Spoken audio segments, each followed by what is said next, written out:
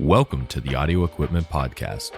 My name is Griffin Brashears, an audio engineer obsessed with uncovering the stories behind the tools used to shape the musical landscape of the past, present, and future.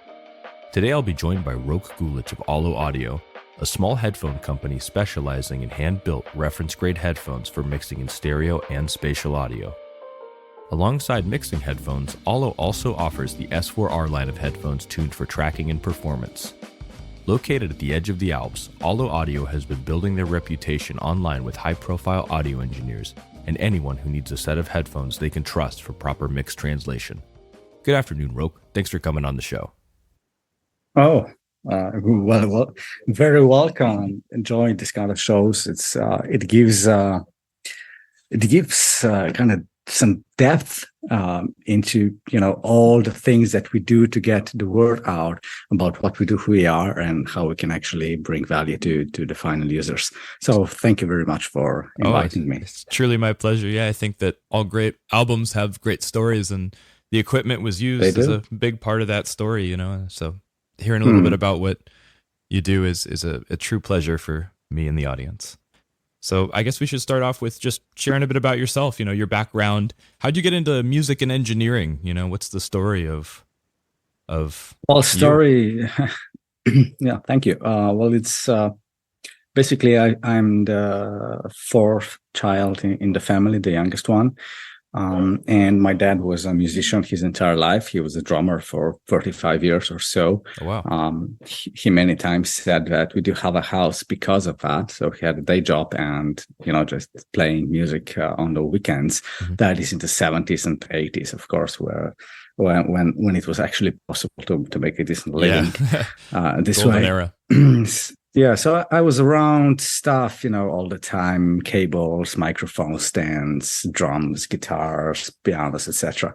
So it was a part of my early on education about life and stuff. So from there on, I somehow got into engineering by having a great father and mother who allowed me to put my fingers into electricity sockets and stuff like that. So I learned a lot of the principles really early on. That's a good way to learn. It's the best way, when you make the mistakes. You gotta learn, you gotta make the mistakes. So out of that, basically that became my passion overall, just music in general. I didn't fully realize that I'm actually an engineer in a way until like I was 20 or something. But the background was there. And because of all these mistakes, when I was like 7, 8, 9, I had a unique kind of perspective on engineering. Didn't fully realize it, but once I started creating stuff, I saw that, like famously Steve Jobs said, you can only connect the dots looking backward, never forward. So that's kind of what happened over here. Yeah. Yeah, no, it definitely makes sense. I think that retrospect is a powerful tool for seeing like, maybe that did kind of influence these later things, putting it all in perspective. Absolutely. Wonderful. And did you kind of discover engineering maybe through proper means where you were kind of in a band or going to studios? I know a lot of people of kind of the tape generation found out you could overdub on a cassette, one of those like dual channel cassette decks, and a lot of early experiments kind of coming from there. Yeah. Of course. I mean, that was the kind of like the transitional period between analog and digital era. That's where I grew up, basically. So yeah, there was a lot of mixed kind of gear, I guess, from typical analog to then entering the digital world. Totally. But yeah, as I said, I was around that kind of lifestyle my whole childhood or even teenage years. Obviously, I started my own band and so on. Of course, yeah. Which, by the way, we still play together now for 25 something like that years. Wow, that's amazing. Great longevity. Yeah, it's a hobby. Incredible. It's been a hobby, but I loved it, and we all have families and stuff like that. So it's not like a serious thing, but it's great to have a beer with friends and play a little bit. Yeah, the joy of music is, exactly. It's always there for and you. That also, always. And that gives me actually the insights required in order to create any products for audio engineers or musicians, creators, and so on. So basically, I do speak the language. I understand it. I know the pain points. Totally. And, having that engineering kind of skill, I guess, resolved into Ollo Audio being an engineering company, a research company. And primarily, at least for now, we're focusing on headphones and what flat actually means Totally, yeah. to different people. So we're exploring that, and somehow we managed to make some waves, sign up quite some really, really good engineers and creators as well, some artists. Mm-hmm. And when we put it all together, this is where we are now. It's still a small company. We're Totally. like 5 people, 4 to 5. But we do make waves, and that's the whole thing. That's fantastic. I'm so glad to hear that. I mean, very warranted. As a user of the S4X headphones, I mean, they're fantastic for mixed translation. All the acclaim is totally warranted. Definitely a good pat on the back for all of that stuff. I mean, they're fantastic tools. What did you use before? I've used quite a few. So I've used a lot of the Bayer Dynamic offerings. I primarily mix on monitor speakers. I'm a fan of the older NHT stuff. I've used Genelex. I've worked in several studios kind of as a journeyman. I'll kind of be requested to go to studios. So whatever is on hand is what I'll use for rough mixes or kind of in studio mixes. I tend to really like my older NHT speakers that I don't think are manufactured anymore, unfortunately. But as far as headphones, I own a pair of Bayer Dynamic DT880s. I've used a lot of the kind of under $1,000 headphones. Haven't gotten my hands on a couple of the newer offerings, but a lot of the Sennheisers, Bayer Dynamics. I've used a couple of Audis in my time, and there is sometimes my vocabulary lets me down, but there's like a gap or another step in the game when you move above 350 or 400, somewhere around that. I think that's the price bracket that it really shifts above that, I think. Yeah. I found that it's a big change, but there's a funny thing. So you've mentioned Bayer Dynamic, and it's incredible company. Oh, they make great stuff. We've reverse engineered a lot of stuff from them, so just for fun. Yeah, I mean, it makes sense. Good company good company to compete with. I think that there's aspects of the headphones that I do really like. I personally have had, not to be biased, but I've had better mixed translation on the S4X than I did on my DT880. I find them easier to get things kind of where I want them to be. I think the Bayer Dynamic DT880 are still really great, especially for checking problem ranges, sibilance, things like that. They really accentuate those things to make it really easy to figure out what to do in those kind of ranges. Very, very kind of like analytical stuff. Analytical. You can do with those really well. Absolutely. And they're actually really good, even when it comes to just pure balancing. So just balance the mix out. Totally. You can do that extremely well with Bayer Dynamics. So that there's. I agree. Yeah. Not like they're a competitor. They're just a great company to be around with. Altogether, the history is great as well. Absolutely. So I mean, there's a lot of different flavors. Yeah, sure. That's actually what I was going to say. In terms of price brackets, right? So when it gets to 400 and stuff like that, whoever is the manufacturer, whatever brand, that is the price point where it's actually possible to add a little bit better materials, when you can make joints a little bit stronger, stuff like that. That interesting. You wouldn't think would matter, and many times you will actually get those kind of reviews online. Is a $150 or whatever headphone, just as good as a 400, and usually they are extremely close in terms of just sonical performance. But take it 5 years down the road, and it's going to be a different story. Yeah, or absolutely. try to replace something, it's just not going to be possible. Yeah, so you're absolutely. Basically you do have this diminishing return going up in terms of the sonic performance. It is better, but it's not going to be double as good. But it is going to be double when it comes down to serviceability, longevity, durability of the materials, the comfort, etc. So you're basically switching from a gadget to a proper tool. And that is Totally. what we are. We are entering the marketplace with a tool. We don't actually offer a gadget. While Biodynamic, on the other side, they do have gadgets. So in terms of 150 to 100 euros. And then they also have proper tools with the 1990, I think, and 1770s, the aluminium kind of version of those. Those are like great headphones, extremely well made. Very much so. Totally worthy of, I enjoy competing in a way on that segment with them. But beyond that, I have full respect for them. Totally. No, totally understand. It's clear in the work that you put out, you and the company, that it's very much an act of love. Like you're trying to make, like you said, I'm glad you mentioned that distinction, the tools aspect, right? It's like at what point does something we use in our daily lives go from just a commodity to something that really pushes our work forward? And that's a great wording you've used, commodity. Exactly what it is. I mean, headphones are obviously ubiquitous, or help me out with the pronunciation of that word. They're everywhere. I mean, you can get those for $20. Yeah. And I have plenty of gadgets myself. I think that an audio equipment podcast host has to have a lot of gadgets and gizmos. But I do think that. So here's a funny question for you. Mm-hmm. How many of those gadgets you bought, used once, and don't use them anymore? Oh, too many. Far too many. I think there's some that have been relegated to more the lifestyle or consumer side of my life. I have a lot of pairs of in-ear monitors that I enjoy testing and kind of as its own low-cost ecosystem, comparing one to another.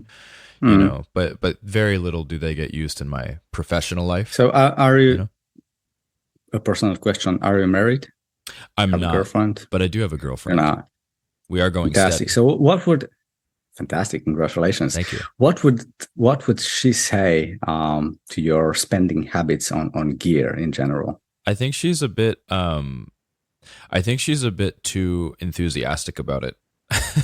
Oh. Yeah, it's maybe the right or the wrong answer depending on who you ask, but she loves we both have our passions and our hobbies, and then as far as what I would consider like proper spending, like as an audio engineer myself, I am a professional in the field. It is my full-time career. There's certain things that are professional investments versus personal investments, and she's definitely immediately enthusiastic about both, but especially about the professional ones that she knows are good for me, good for the business, good for like this is a reasonable, logical upgrade after spending some time and research. This is the way I want to go, and that was S4X. Definitely the S4X headphones from you guys definitely are more in that camp, and that like I've used them on mixes. I've used them for some leisure listening. There's some crossover there, but then like a lot of stuff I'll buy just because I'm like, oh, this is cool. This is $50. I want to try this out, and she'll. So what made you? What part of our offer or the product actually convinced you, to go for this? A couple things actually. So I favor translation above all else. I think I have a lot of pieces of technology that are detailed enough to do the job, right? Like I certainly can do editing on just about any pair of headphones. I can kind of navigate some elements of mixing on a lot of pairs of headphones, but where they usually fall short is, I think, in their tuning and balance. I feel there's something specific with a lot of decent pairs of speakers and above that I think it's hard for a lot of headphones to match. And so when I was, reading Gearspace and browsing through, what really immediately struck me, I think, was that the headphones that you guys offer, they deviate from the Harman target. They go for diffuse field curve, which I thought was immediately like, oh, this is a bit different. I'm interested in this. I'm going to keep reading, because lots of headphones come out. But what really struck me is that you guys really seem to care about mixed translation and favor the impact of like what you're hearing alongside having really flat audio so that you can make accurate and articulate decision making in that kind of sonic field, which is very difficult to find. I feel like a lot of headphones either favor more consumer oriented targets or They do. or the opposite, where they're so analytical that it's like I can't really tell how this is going to translate on consumer speakers. And it's very hard to find a middle ground where it's flat enough and referential enough to where I'm like, okay, this is within the realm of like I can make really accurate decisions. I'm not second guessing my ears. I'm not trying to accommodate for the technology. And then the opposite, where it's like, well, sometimes there's like levels of bass that are shy or narrow on some of those really analytical headphones, or certain aspects are too strident. So I'm over focusing on problems rather than caring about how something is translating tonally. Getting a really like nice natural timbre and balance goes hand in hand with having that detail. And if I don't have both, it's really hard for me to make good decisions about my mixes quickly. I can usually still get something there, but it takes a lot more time. Since you're an engineer, you're probably familiar with the so-called masking effect, right? Oh, yeah. So that happens, with any gear. It's a physical property of sound waves, basically. So if you have something that is roughly 3 dB louder, in a way, so for example, 200 hertz would be 3 dB up in comparison to 100. Those, the masking effect would start, and at 6 dB difference, it's completely, overtaking.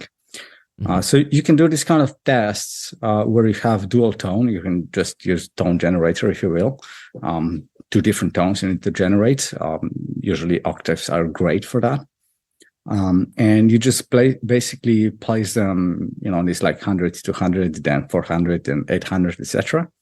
And you try and test different headphones, and you'll see how the target curve that is in those headphones will affect your perception quite dramatically, actually. So, for example, the Harman target, it's great for enjoyment. It's really great in many ways. But the boost that it's introducing in the low end, for example, 80 hertz, will extremely impact your decisions that you're making on 160 hertz. So we are now entering the low mids that are going to be very much affected by, just the playback device or the monitoring that you're using. And that is a no-no for any audio engineer. So the low mids can make a mix or break a mix very, very easily, particularly when you're trying to translate from a studio setup to a traditional room or a living room, stuff like that, or in a car, where those frequencies are actually very much boosted just by the environment itself. Very much so. That is one of the main reasons when I was trying to put out these headphones and figure out how do I want to tune those, to actually explore and deviate from the very much popular Harman target curve and say just, hey, we're going to go traditional way. It's been around for 40, 50 years. Let's go with diffuse field. So that's the reasoning behind it. And so far it's been working really well. Many engineers like yourself are praising this. The S4X are really a useful tool. Oh yeah. I think that they've been great for me, and I think I'm going to have them for quite some time. I'm actually going to NAMM later today, the NAMM convention. And, I have some work I need to get done, and ordinarily it wouldn't be possible. And now I feel pretty comfortable. I've already delivered a few from the ground up mixes on these headphones, and my clients approved them. Clients I've worked with before that know what my mixing sounds like. And, it's been great to have these tools. Beautiful. And I'm so glad that you're offering those to the world, especially at the price point that you are. I think that's a perfect price point for a lot of people for long-term tools that they're going to use. And it's a great thing.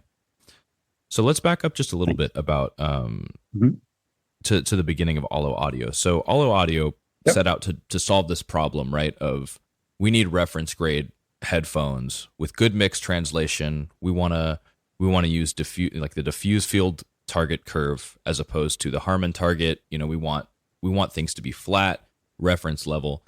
How did Ollo Audio come to start? What was the driving force behind starting Ollo Audio? Well, not many people know this, but well, basically, I got married. I got my first twins, and mixing a record for my own band was impossible. While they were sleeping next door, so I had to use headphones, and it was the first time that I was seriously considering or just testing headphones for mixing, and I just couldn't get any translation going on. So going to the car and the other setups, it was just a mess again and again. So that kind of sparked the idea that there's something missing. And at first, I was quite convinced that being, a young engineer at the time, blasting things extremely too loud, made me wonder that there's this tactile experience that you get from speakers, just the air moving your chest and clothes and stuff that are around you, including your desk, for example. So I was thinking, hey, I'm guessing this component is missing when I'm just using headphones, and that's one of the reasons why I cannot tune the low end correctly. Of course, that was a false conclusion at the time, but it did spark my enthusiasm for engineering. So what I got is these butt kickers, as they're called them, or tactile transducers. You're probably familiar with the Subpack or the Voyager ones and stuff like that. Oh, yeah. So I got one of those, basically just the transducer, not the full product, and mounted it on a chair. And that was like kind of like, oh, that's really good. Being a drummer and feeling the kick, that's like 90% of your mixing, right? So very novel. I went down. Yeah, it was cool at the time. So I started a company, basically a startup, without opening the official company at the time. It was just a startup label that's possible here in Slovenia, by the way. Wonderful. So I applied for a grant by the government, obviously, and I got it. I got 50K for developing, this tech further. That made me leave my job and fully do that for a year. As it's turned out, nobody really needs the tactile experience too much, and that the main issue is just flat tuning of the headphones. So that then resolved into making headphones instead of tactile pouches, I guess. Oh man, I'd be kind of a little bit interested in the Ollo audio tactile experience. It kind of reminds me of those arcade games, like the racing games and driving games. I'm sure you said you have twins. I'm sure your kids, maybe if they're old enough, have played kind of those games. Yeah. Well, fantastic. Yeah, it's a good problem to set out to solve. I think that that is a big difference between you realize it's like less important than you think it is when you get to mixing on headphones for a longer period of time, that tactility. But I think that there's still something in that bass region that I think like it takes a really deft tuning on headphones to really dial in, like you were saying, that 80 hertz, and how that translates. It's a psychoacoustical thing, right? So very finicky balance, yeah. And there's quite a few articles that you can get in the Audio Engineering Society in terms of how we perceive sound. And how our oral system is not made just out of ears and eardrum and so on. We do actually feel sound. So, for example, you would be familiar with that if a helicopter or something like that is above your head. Even if it's quite far away, you kind of get this sensation. You don't really hear it yet, but it kind of there's something around you, and that's like the supersonic frequencies that your body will pick up. Just basically, the hair that you have on your body will slightly move, and that is enough sensation to feel kind of like totally 5-10 hertz, and those are actually present all the way through, right through the frequency range. Yeah, absolutely. You don't hear it, but it's a part of it. So based on that, obviously. Absolutely takes some finesse. Yeah. Sub frequencies are kind of their own, exactly hemisphere almost in processing. Exactly. So the moment you put headphones on, right, you're basically eliminating all the other senses out of this. That's primarily the reason, biologically and psychoacoustically and so on. Primarily the reason why it's really good or very different. Just mixing with speakers versus just using headphones. Totally. So the headphones are a tool. You can trust them. You can make a mix. It's not that like you can't. You can. Yeah. Just but the immersive experience is a little bit different due to this, sound waves hitting your body. Totally. That's important. And of course, then there's this, the crossfeed and the phantom center and stuff like that. Yeah, I was going to mention the stereo imaging, and I think that's just a fundamental difference in listening. Yeah, but the funny part is what is actually better. Right? So you've been doing something with speakers for 20 years and got used to it. So you're now missing that. Totally. In a way. Yeah, but you gain a distinction between the two. Yeah. Yeah. Right. So does it actually, if you would never, ever had a good room and good speakers, and you would be mixing on headphones, even poor ones for, 20, 30 years. Mm-hmm. And then all of a sudden you would start mixing on speakers. Would it be the same game or would it be the other way around? And you would say, damn, I just can't tune any stereo image in this. And I'm sure, like most people, I think a lot of people started out on headphones, or at least even if they did start mixing on speakers, it was probably like boombox speakers or something more consumer grade. Not many people's first experience with speakers is in a nicely tuned room, even if they have maybe some nicer, entry level monitors. Tuning a room is its own thing. You also have to figure out what you like. I do think that that's a huge benefit to mixing on headphones in general, is just having the consistency, right? That when you put these headphones on, outside of a huge noise problem, in the same room, you're probably going to have a very consistent time.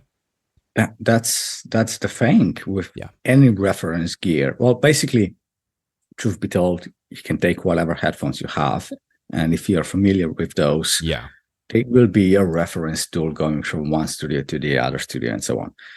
Exactly. I think that's really true. I also, sorry to interrupt you. I think that you go. I totally think that, like, along that line of thought, I think that, like, getting a good reference is just about being familiar and then trusting your equipment to deliver that reference to you, right? Like, of course, familiarity is such a huge part of mixing. I agree completely. So maybe on this note, it's not like that these headphones will make your mixes so much better. You're the engineer, you're going to make them better. But proper tools will help you do that, will show you things that you maybe missed before, or you will just, do those a little bit easier, a little bit faster, sometimes not even knowing it. So like it's an unconscious thing. It just sounds good and you print it out, you take it to another room or whatever, and it still works. And it's you're the engineer, you made that possible, but you had the right tools. So the moment that the tool is lying to you, for example, any closed back headphones like the I'm going to dare myself to say this. So the M50X for the M50X, for example, $150 or less dollars, like super cheap, really popular due to pricing, but also due to performance. So at that price, they're quite good. They do have a resonance, quite strong resonance in low mids. That's why they sound like exciting and good and like polished out of the box, right? But that is exactly the problem. When you're trying to move or translate your mix between the M50X towards a traditional room, it will collapse 9 out of 10, unless you're so familiar with it that you can actually go out your way how to navigate through exactly. I think that's where referencing really gets into more objective territory, right? You have to be able to trust both your ears and the equipment that's delivering that signal to your ears. And I think that there's not really enough emphasis on, with speakers, there's not enough emphasis on room treatment. I think for beginning engineers, you can buy really nice Absolutely. monitor speakers, but if your room is Didn't we all do that? Oh yeah. Didn't we all do that? We all We did. Oh, yeah. all spend money on speakers, but when it comes to room, damn. Yeah, buy the $1,000 mic and use it in a room that's gonna capture all the ugliness and beauty of the room. And it's the same thing with headphones, I find, where in general, it's nice to have something that is translating. That's like the big word that I like to throw around and really like to think about and emphasize when purchasing equipment that I'm doing mixing on, is like the detail. You can find that in a lot of things. Comfort is huge. Ollo has kind of that extra mile with it all being kind of home repairable, not to make it sound like an ad, but that is really a great thing that you guys are offering. I think that the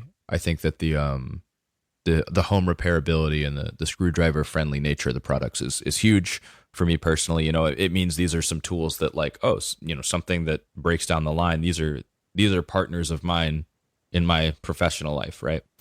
And exactly, I think that, like, having the ability to translate something really just comes down to really good tuning and being built with good enough quality components that are tuned well enough to do the job, careful selection of drivers, things that respond quick enough to where you're getting accurate dynamics.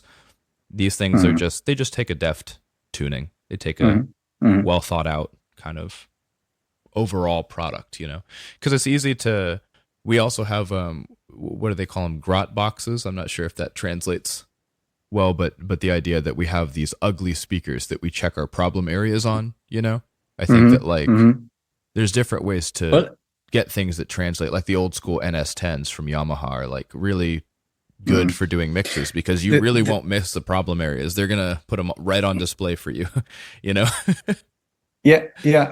There's a paradox to this statement, right? So if bad speakers are really so good in showing you stuff, why don't you just, mix solely on bad speakers or solely on speakers in the laptop, right?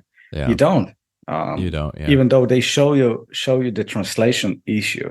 You miss a lot of material. You miss a ton of frequency response, and you're honestly focusing too much on problems after a certain point. That's like the biggest risk.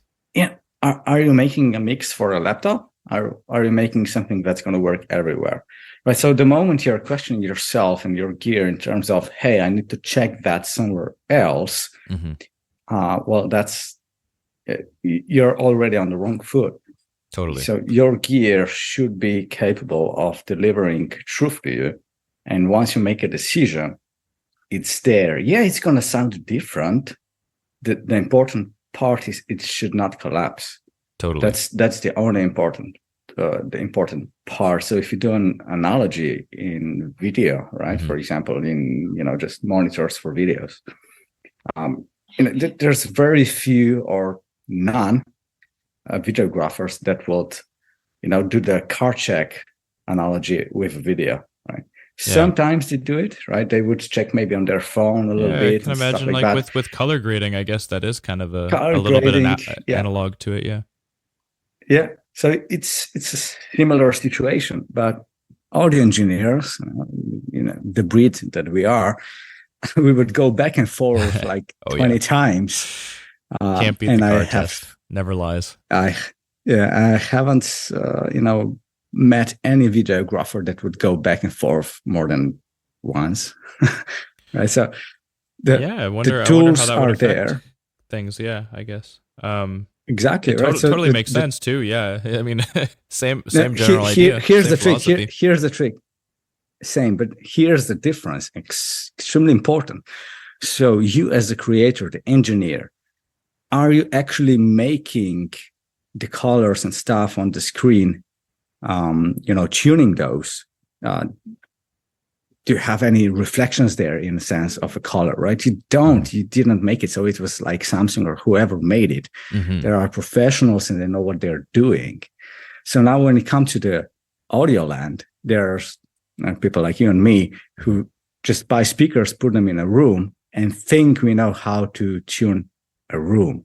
So obviously we end up with a translation issue. And obviously, we don't know which audio system to trust. Our own setup, the expensive speakers, the car test, totally. Your mom, who's going to tell you? All splitting the difference, yeah. With videographers, when they're using monitors, if it's a good monitoring, it's always fairly similar. And even color grading between 2 or 3 different monitors, it's going to be fairly narrow. The tolerances are going to be really small. So they don't have this issue. Totally makes sense. But we do, yeah.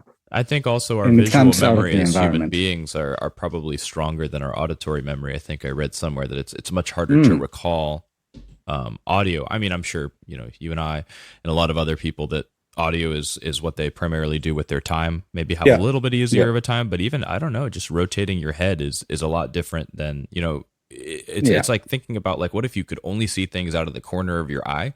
I feel like audio is a lot like that. It's a lot like we're just shaping the marble, we're trying to take away and add and take away and add, things until we get something that resembles what we want.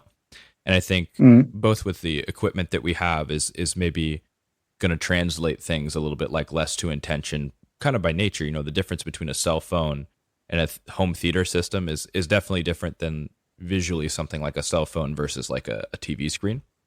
I think that there's, like you said, there's more consistency, but I also think just our auditory memory is shorter. And so like we're shaping these real-time experiences similar to video, but our recollection of that, I think, it's a lot more finicky, and I think that's just us as people, right? Our ears are tuned, to hear tree branches from, being stepped on, however many feet away and things like that. Our eyes are scanning constantly just as our ears are, but I think our ears are a little bit more in the moment, as it were, as far as fleeting sensory information. Yeah, they're also faster.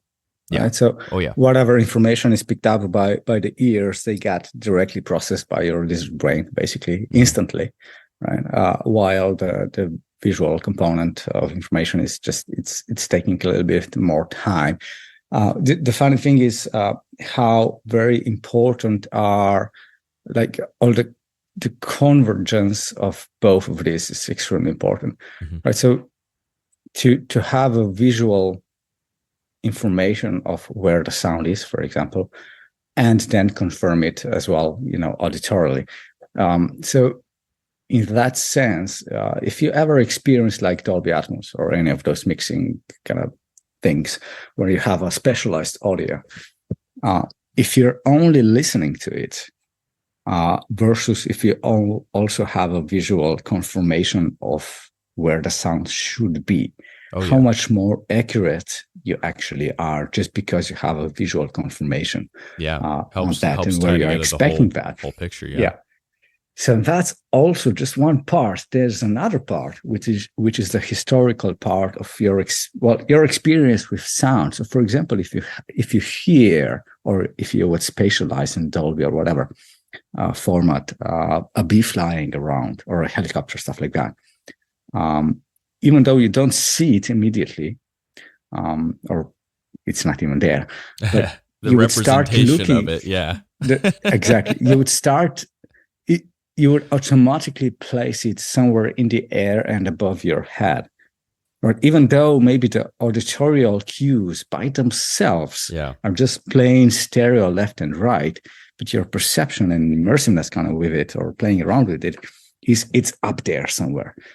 It's around me somewhere. You're not going to look for a bee on the floor, right? Yeah, totally. So that is completely... When you're mixing for a client and they want to throw a emergency vehicle siren into a song, you might want to be careful with that because people might look around while they're driving, listening to your song. Exactly. But so here's the point. And I'm trying to make, when you're mixing something in an immersive format, you don't necessarily need like Dolby stuff going on or specialization going on. If you're using samples of sounds that historically would be perceived as in some specific place around you, right? So if you have a squeaking chair, it's going to be below you, right? So you can place that basically mono directly, and it's still going to be perceived as below you. Interesting. And the side never thought about it like the that. same. Yeah, it's the same thing as a B. You can have it in stereo, right? It's completely fine. And if you just pan it left and right, it's gonna fly around you, and you're gonna look up and experience it as flying around you, even though it's basically going left to right between your ears. So that's the psychoacoustics, or the experience from your life, that are influencing how you experience certain sounds and positions of those sounds. So another level then would be playing with the HRTFs. So not necessarily in a plugin, but you can take the knowledge and understanding of how those work and apply them manually. So for example, if something is kind of going away from you, right, the low end will stick around while the high end will, go away fairly quickly. So you can have a signal, like you mentioned sirens before. All that is a Doppler effect there as well. But for example, like siren, if you want to move it further away, you just need to trim down the high end. And if you do that, in a few seconds or in 15 seconds, it's going to be perceived as moving fast or slow. Replicate the concept of movement or directionality, beyond just the left and right plane. Yeah. So now move that concept and apply it to guitars. And all of a sudden, you can do a lot of mixing and placing stuff around, as particularly in headphones, even more so, because you're utilizing the HRTF or you're making those manually. So you have full control, and you don't need the Dolby Atmos or whatever formats, and you don't have to, spend hours tweaking those stuff. Totally. If it's just a small requirement, of course. Now, if you're doing like a blockbuster movie, obviously you're going to meet the full capacity of. You're going to be testing the limits of what you're kind of trying to get the audience to experience. So I'm curious then, with the differentiation between the S4X and the S5X for mixing work. Obviously, they're both great for stereo mixing, but do you think that it's specifically like a combination of the tuning and the angled drivers that give the S5X an edge when it comes to spatial audio mixing? Because I've personally only used a few different types of headphones with the angled drivers. I think the Bear Dynamic, the T1s have angled drivers. T1s, yeah. Great headphones. But I'm curious as to, do you think it's kind of like a natural way to give additional maybe it's not the right word, but precision in the field of our hearing, to give maybe a little bit more precision when it comes to mixing spatial audio? Do you think angled drivers play a big part of that, and the tuning and whatnot? Well, the angle drivers, just it's not so much about the angle, it's more about the placement of those. So you will see that, well, I think 9 out of 10. I don't know all the headphones on the planet Earth, but I believe 9 out of 10. When there is an angled driver, it's also moved forward a little bit. So what manufacturers try to achieve is expand the so-called soundstage of the headphones. And to do that, you need to move the source of audio within the enclosure that the headphones create on your ear as forward as possible. And doing that, the natural HRTFs that every individual will have, of course, different, but they will help put the image forward a little bit more. So it's going to be less in your head. So that is important, even more so when it comes to immersive mixing, because that is relying a lot, or basically all the binaural versions of immersive mixing are fully relying on HRTFs, artificially made HRTFs. Good to know. So this is very informative. So, interesting, right? So when you have that, obviously the virtualizer will have easier way of fooling your brain into believing a sound is at a certain location around you. So that is without a doubt important. Now, secondly, as mentioned before, we perceive sounds that are, how should I put that?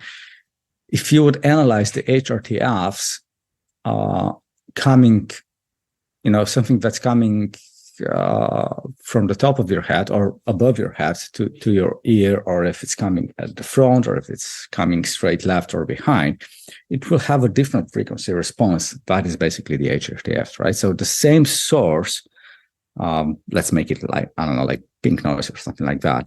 Okay. If it's above you, there will be certain frequencies that will be attenuated by your pinna, by your ear. Mm-hmm. So the moment you have that, you're now artificially recreating that with Dolby objects, right? Okay, that makes sense. So that's how it works. That's the basic philosophy behind it. So now, if you have a playback device, like, I don't know, whatever headphones, that are not respecting that component of audio, obviously they're going to fail, or at least they're going to be something like they work great for one dude, but they're completely terrible for someone else. Mm-hmm. While with our design and approach, we were very careful in trying to find the balance that the headphone will actually translate a binaural mix, right, mm-hmm. To as many people as possible. That's basically what whole new dimension. Yeah. Yeah. So that was kind of, squeezed into the S5X by angle drivers, by moving them forward, by the earpad design, and by the tuning. So the tuning came out of using a ear simulator, like a dummy head. Mm-hmm. You've seen those around probably. Yeah. And we've played that in a Dolby certified room to the perfect possible position, right? And then we captured every single speaker in the setup individually. So we got the actual HRTFs for that ear simulator, though, which is kind of the representation of all the ears on the planet. So we took those HRTFs and kind of like normalized them out into having a target curve, so that when we move the head from that studio and we take it to our lab, and now we place our headphones instead of the studio environment on that ear simulator, obviously the goal is to have exactly the same HRTF or frequency responses as they were recorded in the studio. So that was the baseline.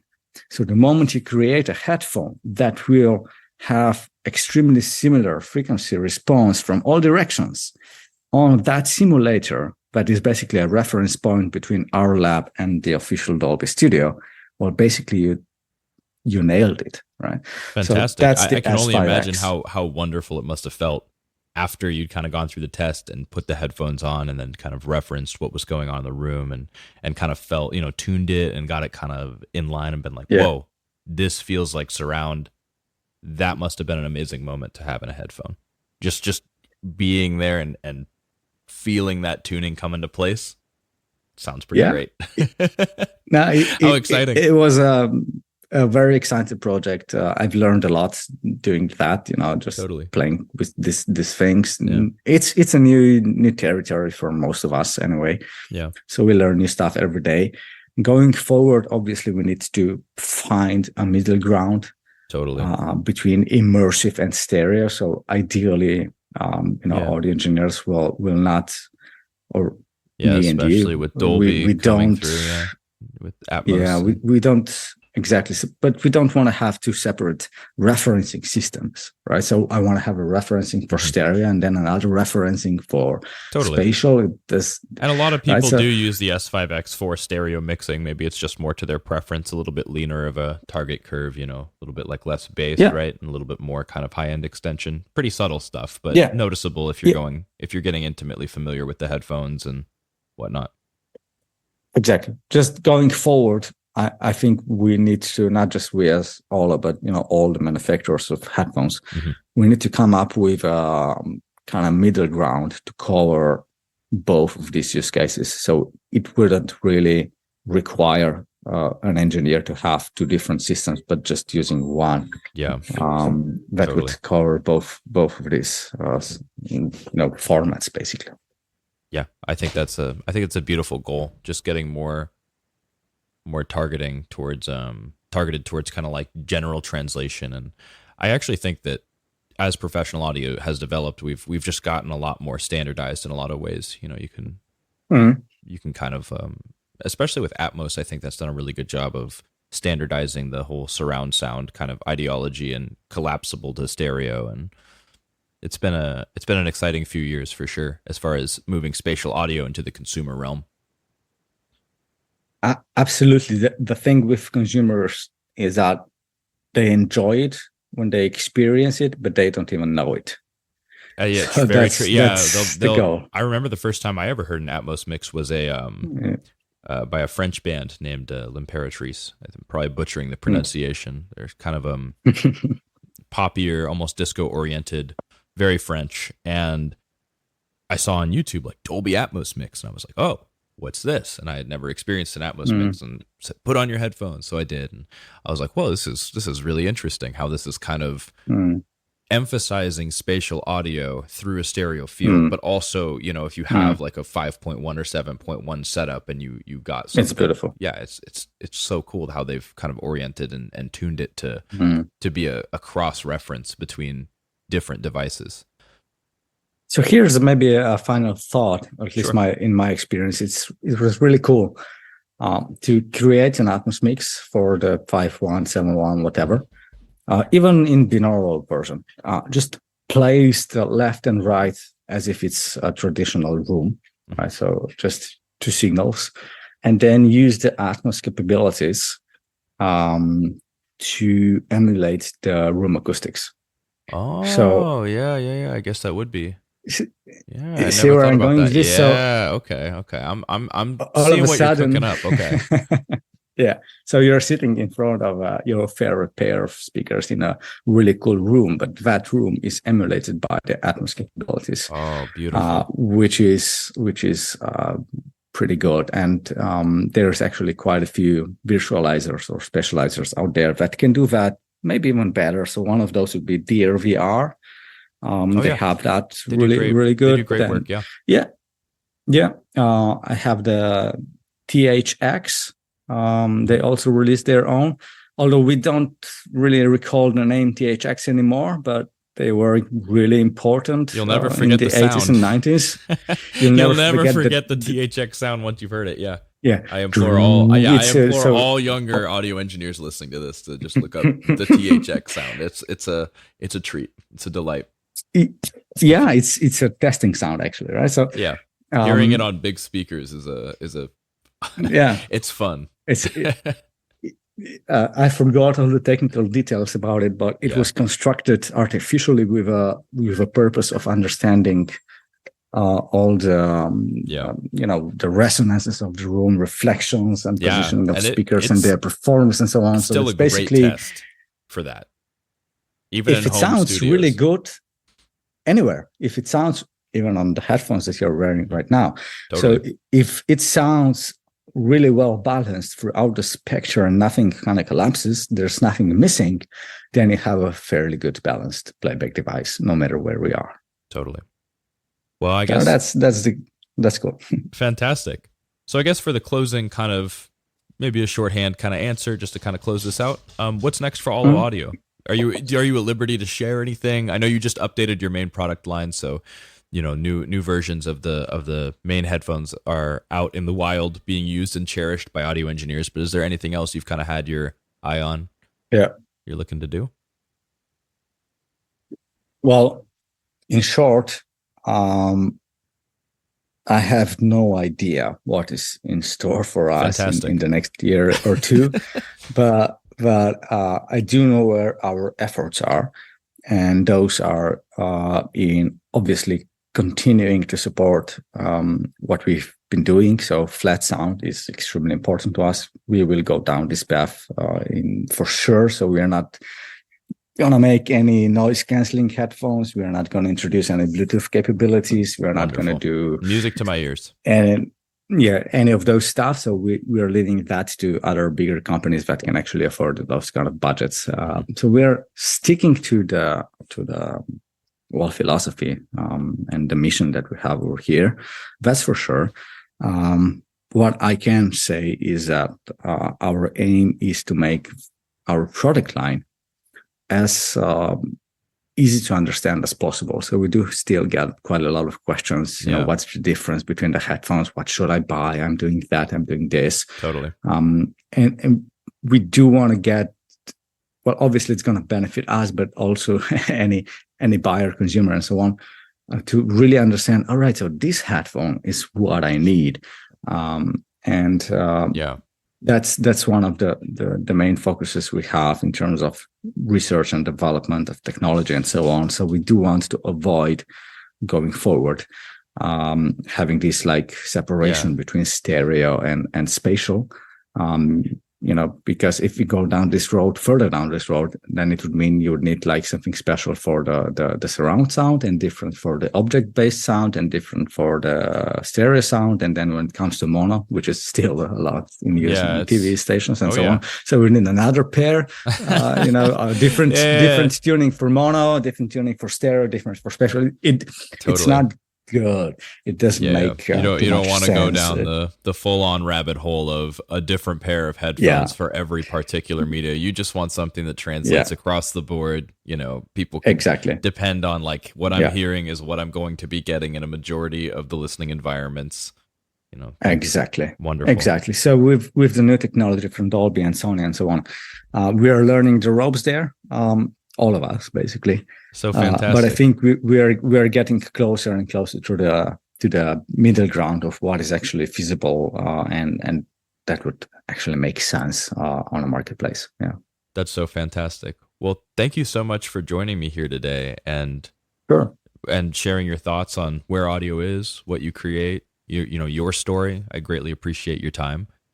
Rok, it's been great to have you. You're very welcome. Thank you for having me. Thanks for listening to the Audio Equipment Podcast. See you next time.